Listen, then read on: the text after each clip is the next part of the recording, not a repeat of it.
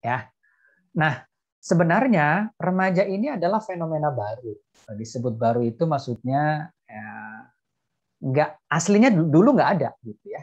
Jadi istilah remaja baru ada sejak akhir abad ke-19 di Eropa dan Amerika. Ini ada dalam buku Hilgard tahun 79.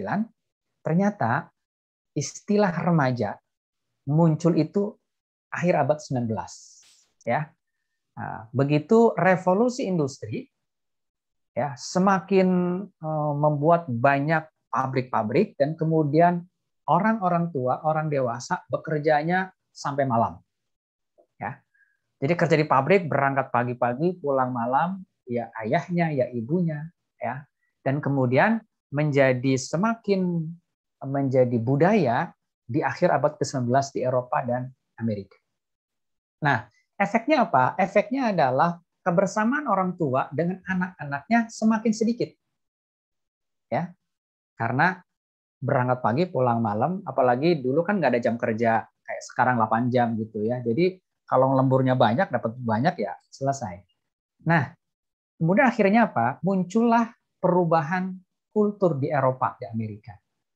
Ya, keluarga-keluarga yang dulu, nggak bayangin teman-teman pernah nggak lihat film zaman dulu? Kalau zaman saya masih kecil, mungkin Mas Dunia atau Mbak Rati pernah ngalamin dulu ada film keluarga, ya, zaman TV tahun 90-an kali ya.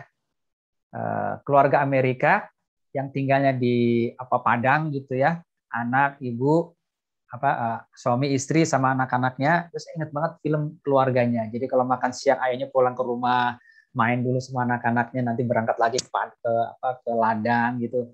Itulah dulu kultur Amerika, kultur Eropa begitu. Nah, sejak revolusi industri berubah ya, karena ke kota ya, kerja di pabrik, pulangnya malam, kemudian hubungannya jadi makin sedikit.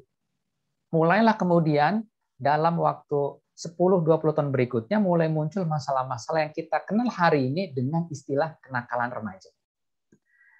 Nah, sejak saat itu kemudian sekolah-sekolah di Amerika dan di Eropa berubah fungsi, ya, yaitu tugasnya ditambah. Apa tugasnya? Ya, mengatasi kekurangan yang didapat orang tua di rumah. Gitu ya. PR-PR di sekolah makin banyak. Dan begitu kemudian era industrialisasi, masuk globalisasi, ya, semua kota-kota di dunia kemudian arahnya menjadi kota-kota industri, maka terjadilah industrialisasi di hampir semua negara. Terjadi secara masif dan global, termasuk efek samping, yaitu masalah remaja. Ya, tetapi problem remaja dan istilah remaja tidak ditemukan pada masyarakat di suku terasing atau masyarakat yang tidak terkena efek globalisasi. Nah, bagaimana dengan Indonesia? Indonesia ya sampai tahun 70-80 ini efeknya belum berasa. Ya. Jadi bentuk kesibukan orang tuanya masih bisa pulang pergi, interaksi sama anak masih bagus. Ya, apalagi kalau di kampung. Ya. Nah, mulai makin besar itu mulai ketika industri mulai maju di Indonesia, terutama di kota-kota besar, ya, kira-kira tahun 80-an sampai sekarang. Dan makin masuk ke kampung-kampung begitu revolusi industri 4.0, begitu internet masuk, gadget masuk, ada makin banyak masalahnya.